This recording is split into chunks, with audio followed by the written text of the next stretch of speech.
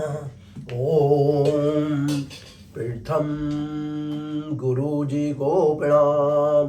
द्वितीय श्री गणेश, तृतीय माँ शारदा, सदा करो कल्याण। जय सिया राम, जय सिया राम। पापियों के नाश को, दुष्टों के संहार को, राम जी की सेना चली, राम जी की सेना चली। आज कोई ना दुष्ट बचेगा, क्योंकि राम जी की सेना चली, राम जी की सेना चली। ओम नमो नारायणाय, ओम नमो नारायणाय, ओम नमो नारायणाय। आप सभी को मेरा प्यार भरा जय श्री राम, जय श्री कृष्ण।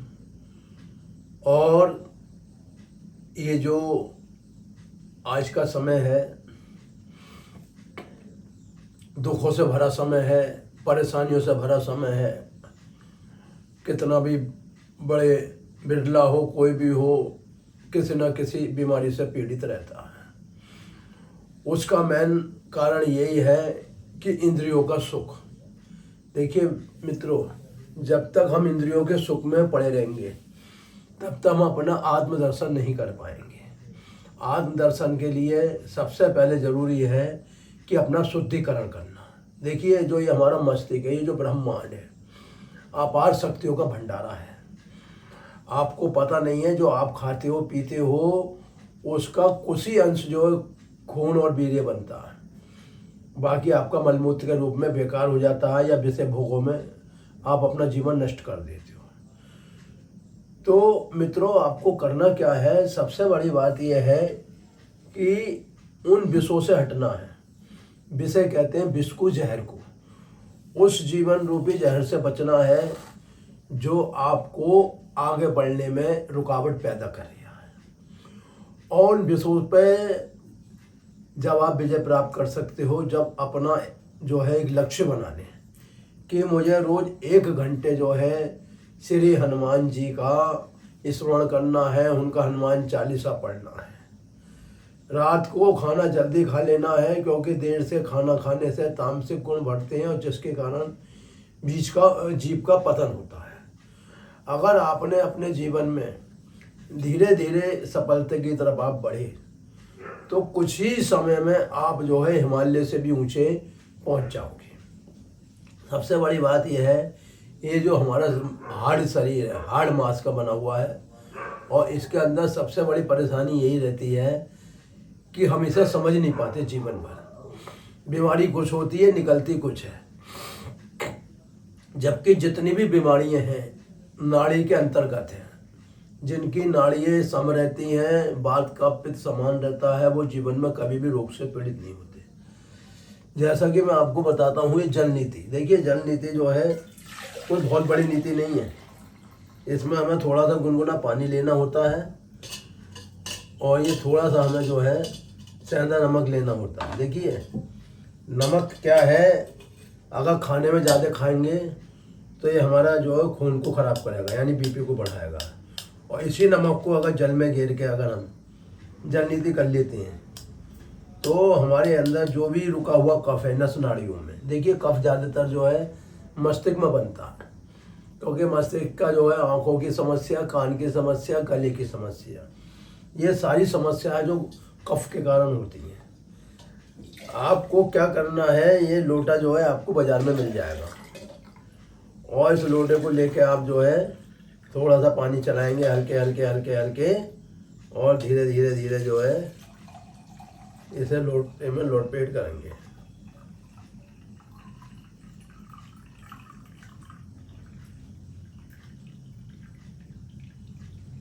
देखिए हमारा जो है ये तैयार हो गया, और अपने घर पे बैठ के आप इसे आराम से कर सकते हैं।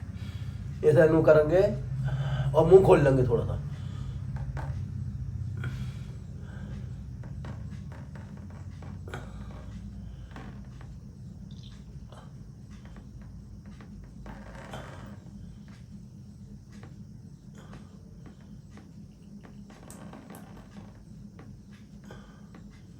थोड़ी इसमें परेशानी आ रही है, इसके लिए क्या करना है, थोड़ा हमें ऊंचा उठना है। ऊंचा उठने का मतलब यह है कि ऐसे हम जो है बैठ जाएंगे।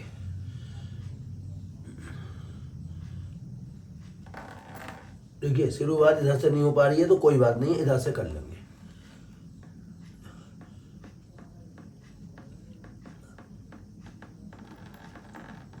ये दूसरी तरफ से आपका पानी कितना चालू हो गया।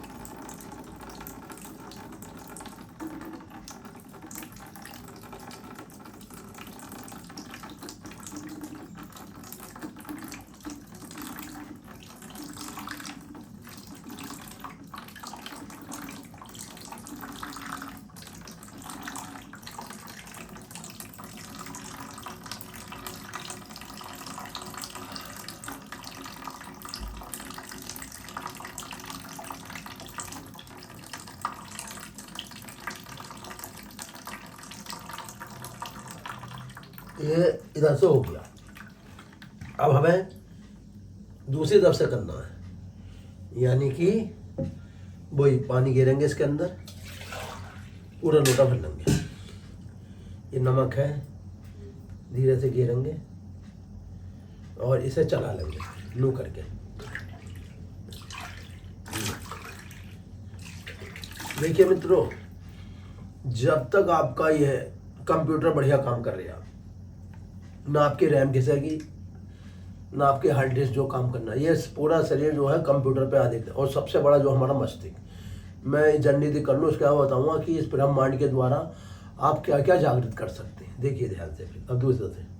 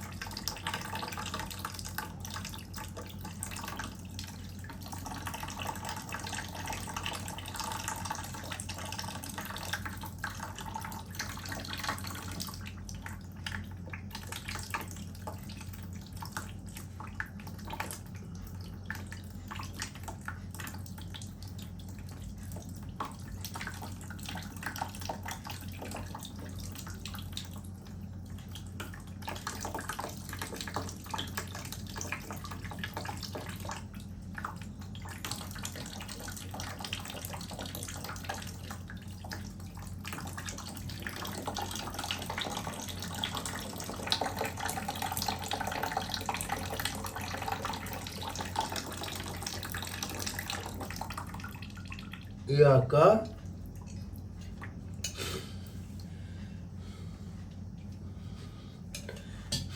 थोड़ा लंबा गहरा श्वास।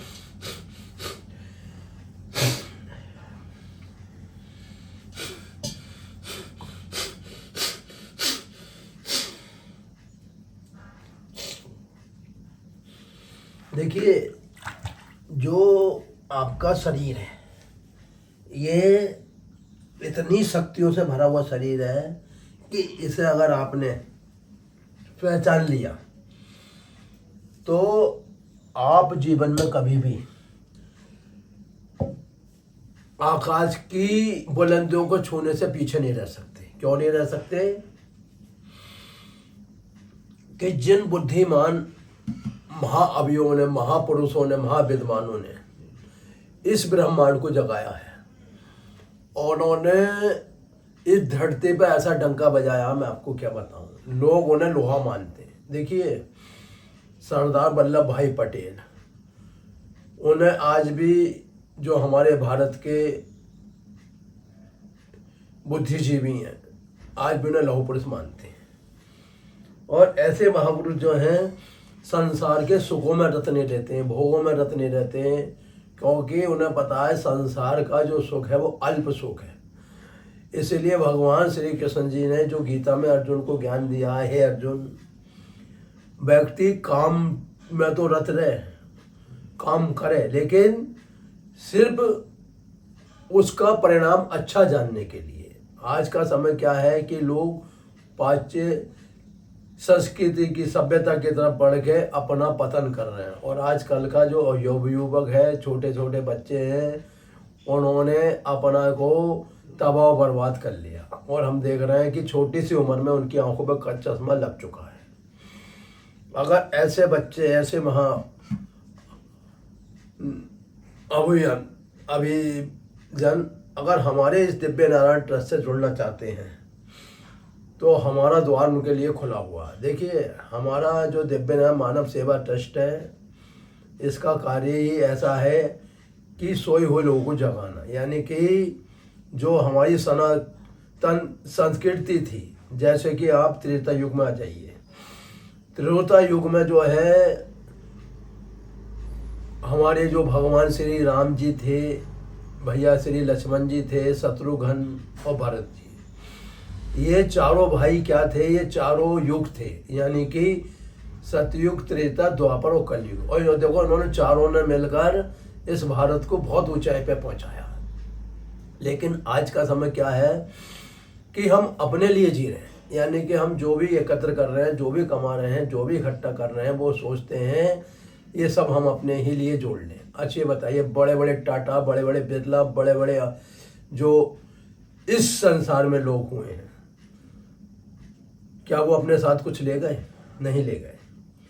लेकिन आपने देखा होगा जो हमारे भगवान श्री राम थे, उन्होंने कितना बड़ा त्याग करा है कि अयोध्या जैसी नगरी को अपने पिता के कहने पे मिनट से पहले जो है ठुकरा दिया। यानी कि उन्होंने राजपाट की जो तैयारी थी वो अपने जो है अपने पिता की इच्छा के लिए त्याग दिया। और देखिए, जो बालक अपने माता पिता का सम्मान करेगा वो जीवन में कभी गरीब नहीं रहेगा, धन धान से पीछे नहीं रहेगा, और उसका जीवन जो है उज्जवल की तरफ। लेकिन आज करके माता पिता को भी ये सोचना चाहिए, जब हमारी संतानें बड़ी हो गई हैं और समझदार हो गई हैं, तो उन्हें भी अपना जीवन जो है सात्विक बनाना चाहिए, तामसिक चीज़ों से दूर रहना चाहिए। मैं देखता हूँ कि आजकल के जो हैं युवक हैं, जो व्यक्ति हैं, जो मनुष्य हैं, वो उन वैष्णव में सोए पड़े हैं कि शराब पी के घर आते हैं, जिसका प्रभाव उनके बालकों पर पड़ता है और जिस कारण जो है उनका गृहस्थी जीवन जो है उथल पुलट हो जाता है। देखिए, अगर हमारी जड़ें ही कमज़ोर होंगी तो हमारे जो है पत्ते फूल कभी भी नहीं आएंगे उन पे। इसलिए हमें जड़ों को मजबूत होना है, जड़ों को जो है राम रूपी जल देना है। जिस प्रकार राम जी ने अपने पिता का सम्मान करते हुए और इस भारत भूमि की रक्षा के लिए दुष्टों से इस धरती को बचाया है। देखिए, अगर राम जी वनवास को नहीं जाते तो रावण का वध नहीं होता। जैसा कि कल दशहरा था, विजयदशमी का त्योहार था। विजयदशमी पे बुराई पे अच्छाई की विजय हुई है। क्यों होती है? अगर बुराई पे अच्छाई की विजय नहीं होती है तो संसार का संतुलन बिगड़ जाता है और अत्याचार बहुत बढ़ जाता। जैसा कि आप देख रहे हो, इस समय जो है इस संसार में हाहाकार मचा हुआ है। लोगों में पैसा तो है लेकिन बीमारियों का इलाज नहीं है। बीमारियों का इलाज ये नहीं है कि वो जो है मन के बहकावे में रहते हैं। तो देखिए मित्रों, मन के बहकावे में जो भी रहा है वो जीवन में कभी भी सफलता को प्राप्त नहीं कर पाया। माना कि ईश्वर ने आपको जो है धनवान बनाया है, सामर्थ्यवान बनाया है, तो आपका कर्तव्य ये होता है कि उसमें से कुछ अंश समाज के दैविक कार्यों पर लगावें, कुछ उन लोगों की मदद में लगावें जिन्हें इस संसार में जो है दो वक्त की रोटी भी ढंग से नहीं मिलती। तो हमारा दिव्य नारायण मानव जो सेवा ट्रस्ट है वो इसी उम्मीद पे रहता है कि जो है इस देश से गरीबी कैसे दूर करी जाए, लोगों का रोगों से कैसे निदान करा जाए। तो हमारे दिव्य नारायण मानव सेवा जो है दिन रात इस सेवा में निरंतर कोशिश करता है कि हमें अपना जो है फर्ज कैसे निभाना। देखिए, जो हम बोते हैं वही काटते हैं। अगर आज हम अच्छा करेंगे तो कल को हमको अच्छा मिलेगा, और आज हम बुरा करेंगे तो वही बुराई हमारे सामने आएगी। जैसा कि हमारे श्री राम जी ने करके दिखा दिया कि पिता के वचनों की रक्षा करी और लंका जाके लंकापति रावण को जो युद्ध में हराया है, विभीषण को राज तिलक करा है, और फिर आके दोबारा से जो है अयोध्या में राम तिलक हुआ है और दीपावली मनाई गई है। तो हमें भी ये सोचना है कि हमें भी जो भी गरीब हैं या जो भी समय पे बेचारों को मिठाई नहीं मिल पाती है, हमें दिवाली के दिन अगर हम अपने क्षेत्र से बाहर हो, ज़्यादा भी नहीं, 2 से 5 लोगों को जो है थोड़ी थोड़ी मिठाइयों का वितरण करना चाहिए, उन्हें खीर बतासे खिलाने चाहिए, ताकि जैसे कि हमारी दिवाली आनंद में मनती है, उन लोगों को भी दिवाली आनंद में मने। तो आइए उस परम पिता का ध्यान करते हुए, उस योग में जो डूबते हुए जिसमें भगवान श्री कृष्ण ने जो है 18 अध्याय और 700 श्लोकों का वर्णन करा है, हम उसी आधार पर आगे बढ़ेंगे, क्योंकि योग हमारा परम सिद्ध अधिकार है। अगर हम इस धरती पे आए और अगर हमने योग नहीं करा, ध्यान नहीं लगाया और इंद्रियों का संयम नहीं रखा, तो हम इस धरती पे जो है आने के बाद भी बेकार है। यानी कि जिस माता ने 9 महीने 12 दिन हमें अपने यहाँ आश्रय दिया है, हमें जो है धरती पे लाके संसार के दर्शन कराए हैं, हमने उस माता के दूध का भी ऋण नहीं चुकाया। देखिए, दूध जो है बहुत परेशानी से बनता है, यानी कि जो माता खाती पीती है उससे वो दूध की रचना होती है और वो उस शिशु को मिलता है। और वो दूध जो है कोई मामूली दूध नहीं है, वो बहुत शक्तिशाली दूध होता है। और आजकल की जो माताएं हैं वो अपने बच्चों को स्तनपान से परहेज करती हैं, जिस कारण बच्चों को बीमारियों का सामना करना पड़ता है और बच्चे शुरू से ही कमज़ोर रह जाते हैं। तो माताओं को ये सोचना चाहिए कि अपने उन बच्चों को अपना स्तनपान कराएं, कम से कम 6 महीने तो उन्हें अपना स्तनपान कराएं, ताकि बच्चा मजबूत हो, स्वस्थ हो और जीवन में वो जो है बीमारियों से लड़ सके। तो आइए उस ओम का ध्यान करते हुए, उस परम चेतना ध्यान करते हुए हाथ जोड़ के वंदना करेंगे कि इतनी शक्ति देना दाता कि मन का विश्वास कम ना हो पाए और हम चले नेक रास्तों पर चलते रहें और दिव्य नारायण मानव सेवा के लिए कार्य करते रहें। तो आइए ओम का जाप करते हैं। ओम के जाप के साथ फिर जो है शंखनाद, और उसके बाद जो है फिर हमारी प्रतिक्रियाएं आगे बढ़ेंगी, क्योंकि जीवन इसी का नाम है। जीवन में आगे बढ़ते रहो, अच्छे कर्म करते रहो, सत्कर्म के मार्ग लगते रहो, आपको जीवन में कभी भी असफलता नहीं मिलेगी।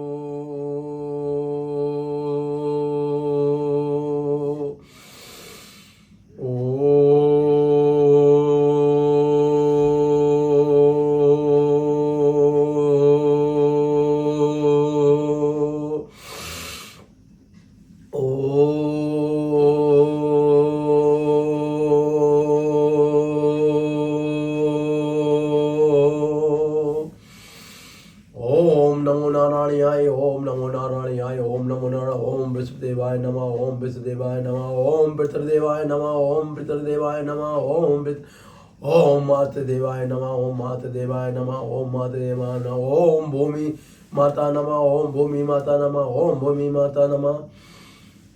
हमें रोज अभ्यास करना है और निरंतर करना है। देखिए, ये जो मनुष्य चोला है, ये समझ लिए आपके लिए वो चोला है, इसमें आप चाहें तो कर्म के बंधनों से मुक्त हो सकते हैं और कर्म के बंधनों में गिर भी सकते हैं। तो इसके लिए आपको सारे कार्य करने हैं, परिवार का भी पालन करना है, बच्चों की भी शादी करनी है, लेकिन उस ओमकार को कभी नहीं भूलना है। तो आइए लंबे गहरे सांसों के साथ भस्त्रिका प्रणाम। भस्त्रिका प्राणायाम करने से हमारा हृदय के अंदर जो छुपे हुए ये फेफड़े हैं, पसलियों के अंदर शुद्ध होते हैं। आइए लंबा गहरा श्वास,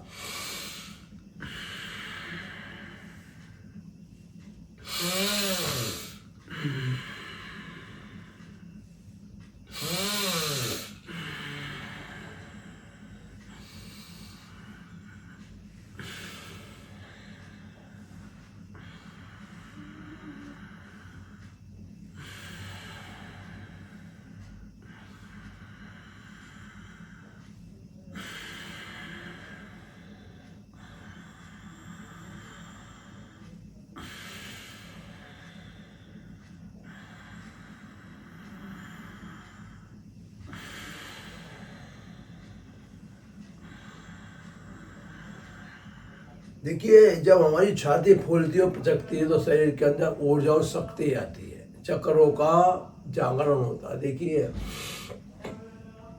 जो हमारे ईश्वर हैं, जो ओमकार है, जो शिवकार है, जो भगवान श्री कृष्ण है, उन्होंने अपना स्थान जो है वो हमारे हृदय चक्र के अंदर बनाया है।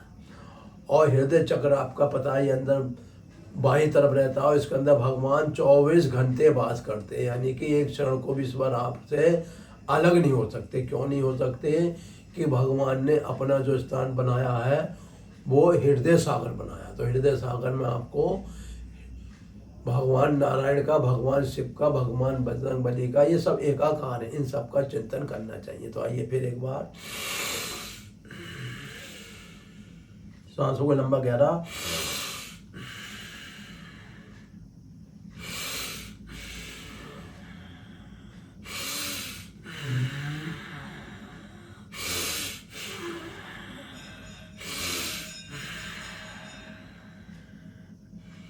देखिए, अवतार किसे कहते हैं? अवतार उसे कहते हैं जिसमें इस मानव धरती का उद्धार होता है। और उद्धार कौन करता है? उद्धार करते हैं वो नारायण, वो भगवान श्री कृष्ण, वो भगवान वासुदेव, जो पहले से ही पूर्व निश्चित अपने प्रोग्राम के अनुसार इस धरती पे अवतार लेते हैं।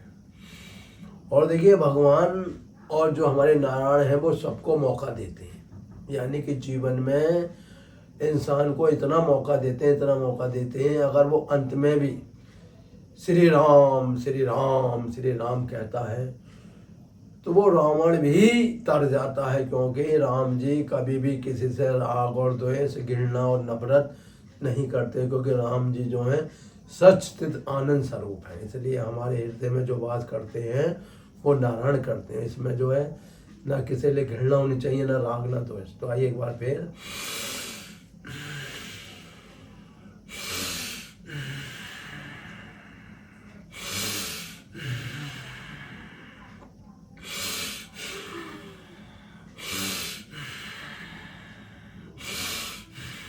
देखिए, शरीर के अंदर जो गंदगी रहती है वो शरीर को बीमार करती है।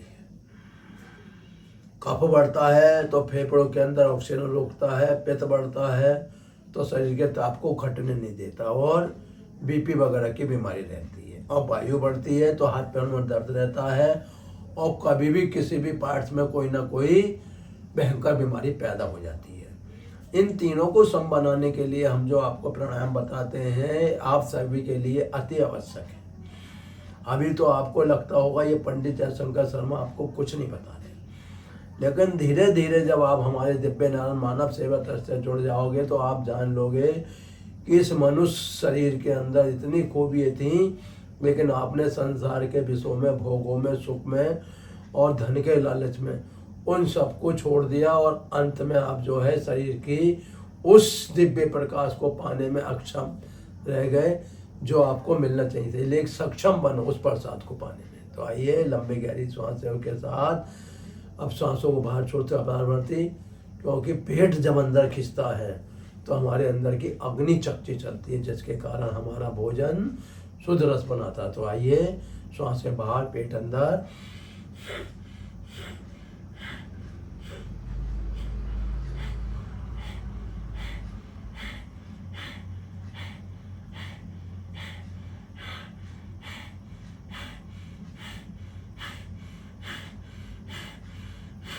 जिन माताओं के गर्भ नहीं ठहरता है, बार बार गर्भपात हो जाता है, मासिक जो चक्र है वो ठीक से काम नहीं करता, कभी अधिक आता है कभी कम आता है, उसका मेन कारण यह है कि उनके हार्मोन जो अंदर हैं, जो सेल हैं, वो पूर्ण रूप से नहीं बन पा रहे और जिस वजह से उन्हें पीड़ा होती है। अगर वो नित्य रोज 10 मिनट रोज इस प्राणायाम को करते हैं, 1-1 मिनट करके 10 बार, तो उनके पेट के अंदर जितनी भी समस्या है वो दूर हो जाएगी।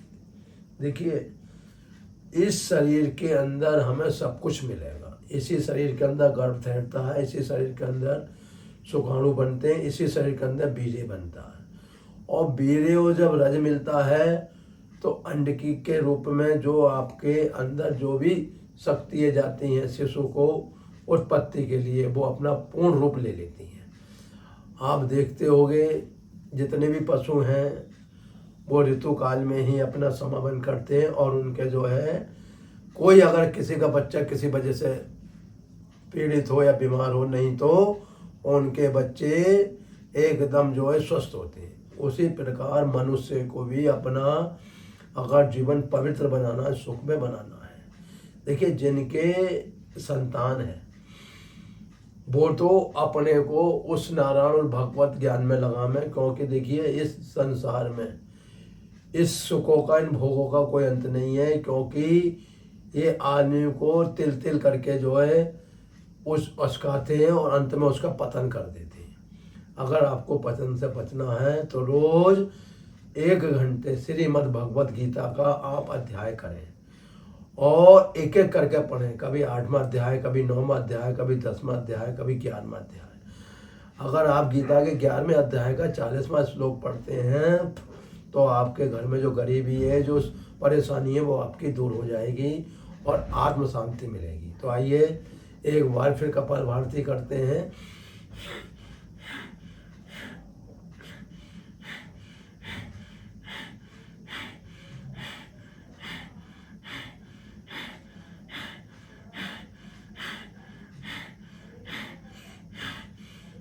देखिए कपालभाति करने से आप समझिए आपको संसार की सारी खुशियाँ मिलेंगी।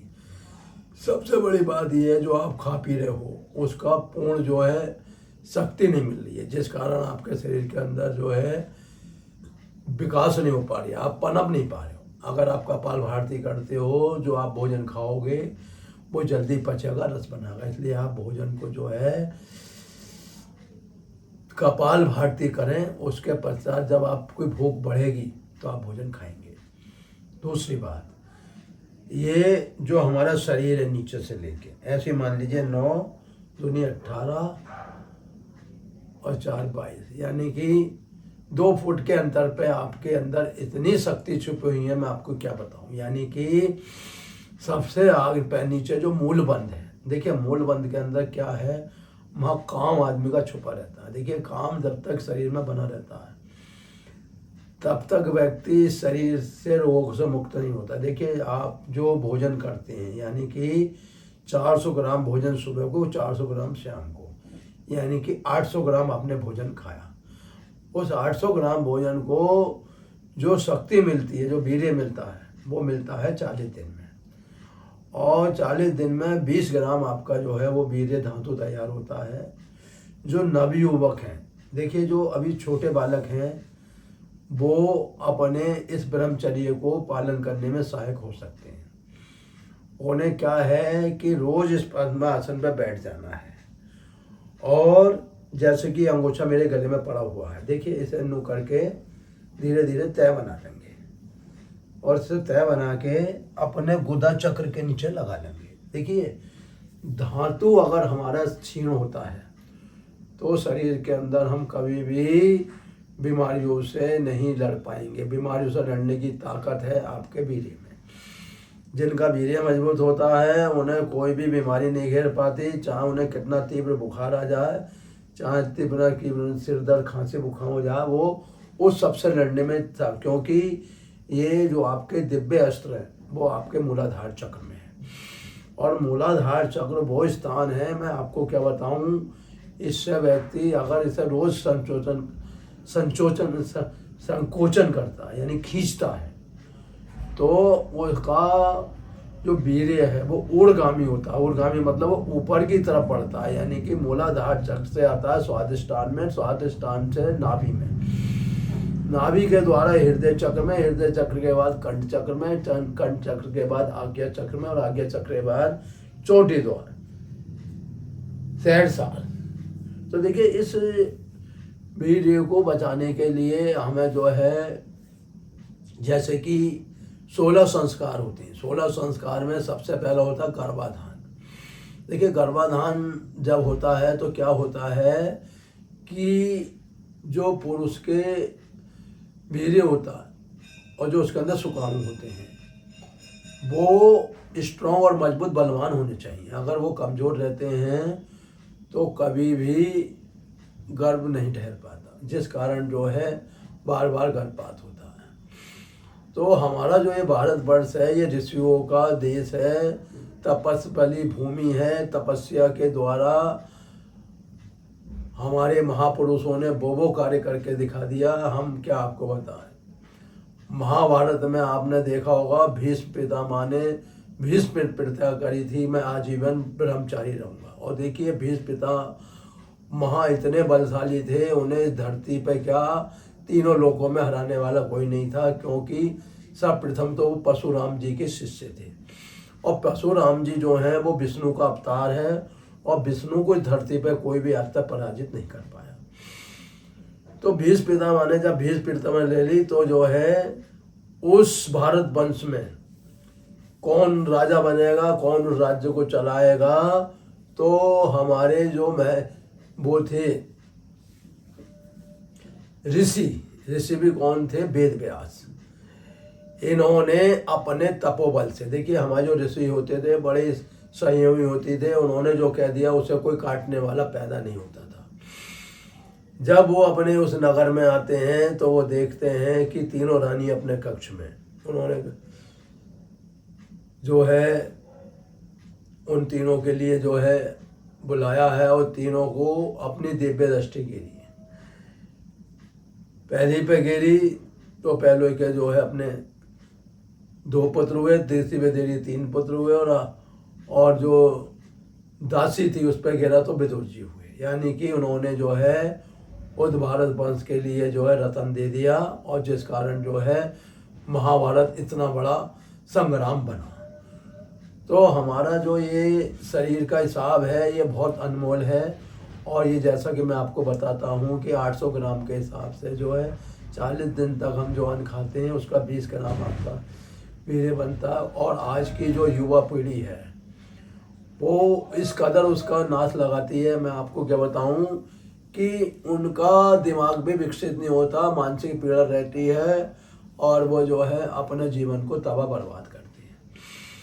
तो दिव्य नारायण मानव सेवा जो आपको बताता है वो ये बताता है कि मूल बंद में क्या है, गुदाका संकोचन, कमर सीधी, गर्दन सीधी, और ये मुद्राएं होती हैं। पहली मुद्रा वायु मुद्रा होती है, दूसरी ज्ञान मुद्रा होती है, तीसरी शून्य मुद्रा होती है, चौथी पृथ्वी मुद्रा होती है, 5वीं वरुण मुद्रा होती है, और 6ठी ये प्राण मुद्रा होती है, और 7वीं ये आपकी आपान वायु मुद्रा होती हैं, और ये 8वीं लिंग मुद्रा। मतलब इतनी मुद्राएं हैं कि इसमें से आप कोई भी एक मुद्रा अपने जीवन में, और देखिए सारी मुद्राओं का काम क्या है, शरीर के अंदर शक्ति को पैदा करना, शरीर के जो अंदर बीमारियां उन्हें भगाना। जैसे कि लोगों को पीड़ा रहती है वो करें वायु मुद्रा, हार्ट में जिन्हें दिक्कत है वही दोनों उंगली यहाँ लगा के करें आपान वायु मुद्रा। मुद्राओं में बैठने से शरीर का संतुलन ठीक होता है, और मूल बंद करने से हमारे वीर्य की रक्षा होती है, मन में बुरे विचार नहीं आते हैं, और शरीर हमारा जल्दी बूढ़ा नहीं होता है।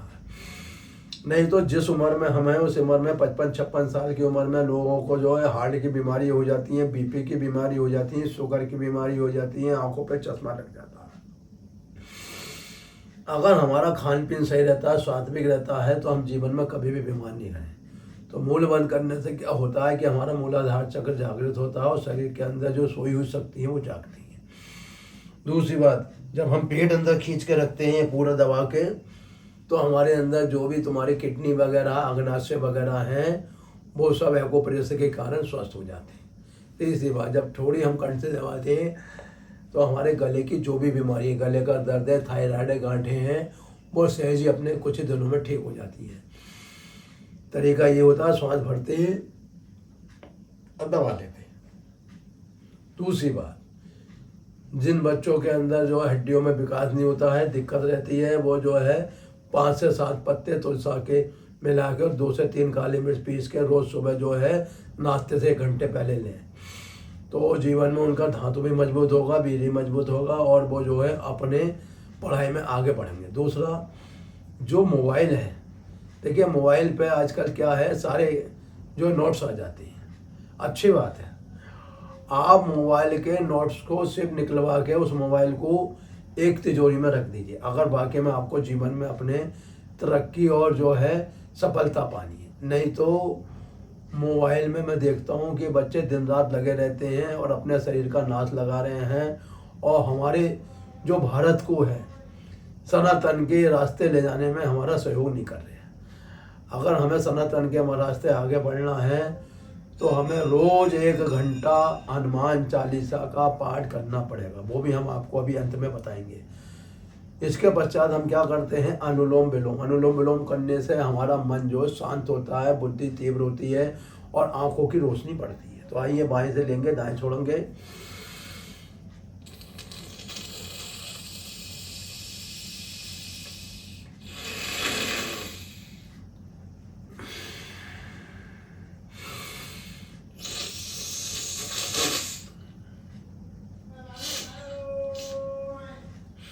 देखिए इन दिनों में मौसम बदल रहा है, और मौसम बदलने से क्या होता है कि नाक में कभी कभी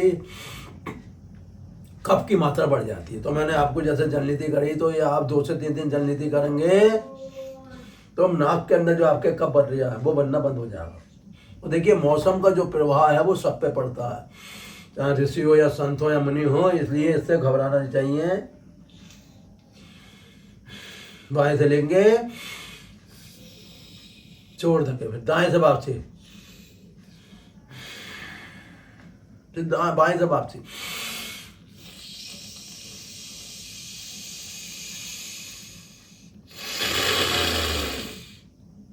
सांस हमेशा लंबा खींचेंगे ताकि फेफड़ा पूरा फूले।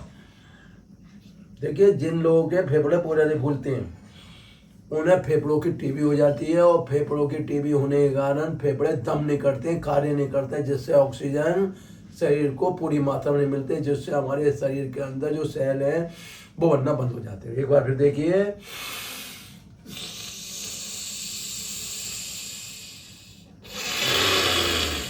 खूब लंबा।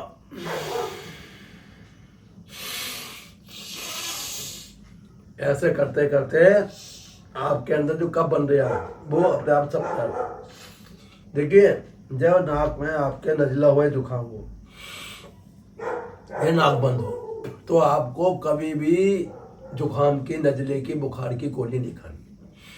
उस कंडीशन में आपको जो तुलसा है, शहद है, अश्वगंधा है और खूब कला है, हल्दी है, सौंठ है, इन सब का एक मिश्रण तैयार करना है, और इसे आप पीस के गुनगुने पानी से सुबह शाम दोपहर लें। दिन में 3 से 4 बार 5 मुनक्के खूब खला भर के उसे लेंगे तो आपका बुखार, देखिए शरीर में जो बुखार है वो नसों में बैठता है, और हम जो दवाई खाते हैं वो क्या करता है कि अंदर जाके उन नसों को चौक कर देता है, जिसके कारण जो है वो बुखार कभी कभी मस्तिष्क में भी ठहर जाता है, जिसके कारण जो है वहाँ स्फोट बनने चालू हो जाते हैं। तो बुखार के दिनों में हमें सबसे बड़ी बात तो यह है कि रोटी नहीं खानी है, समझिए। अन्न खाने से बुखार जो है जल्दी नहीं उतरता। उन दिनों में क्या है, मूंग की दाल का उबला हुआ पानी, थोड़ी उसमें काली नमक, थोड़ा जो है अपने जो है सेंधा नमक, और जरा सी हल्दी, और जरा सी इसमें सौंठ, उस पानी को आप दिन में 2 से 3 बार लें, और जो मैंने आपको बताया दिन में 3 से 5 बार मुनक्कों में खूब कला भर के लें, तो आपकी बॉडी का जो बुखार नसों में बैठता है वो इन चीज़ों से दूर हो जाएगा। एक बार फिर देखेंगे,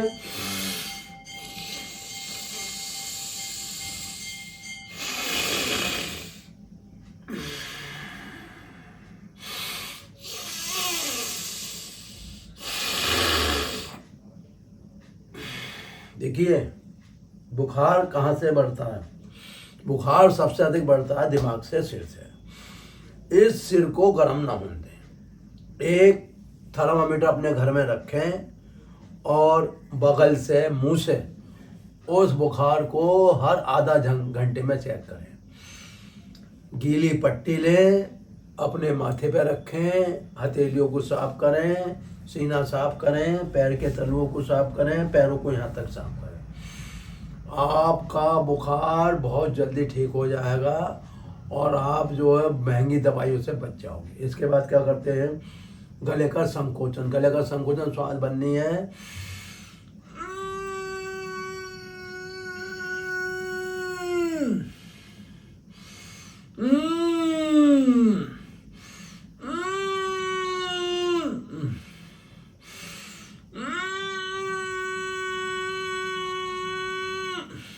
फेफड़ों में जितनी सांस भर लोगे उतना ही जीवन में आप तरक्की कर लोगे, समझ लीजिए। जिसने फेफड़ों के अंदर सांस भर ली वो दोबारा से बालक हो गया, जवान हो गया और वीर्यवान हो गया।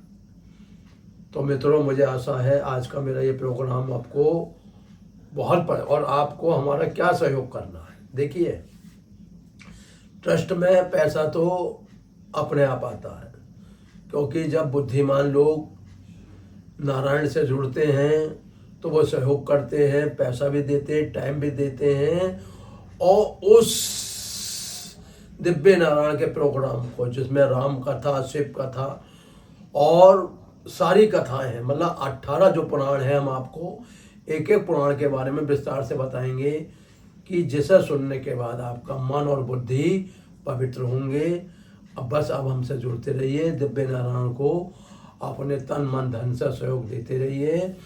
हमारा नंबर है 9837750682। जय श्री राम, जय श्री राम। सबका मंगल, सबका भला हो, पूरी कामना ऐसी हो। हे नारायण सबकी रक्षा करें।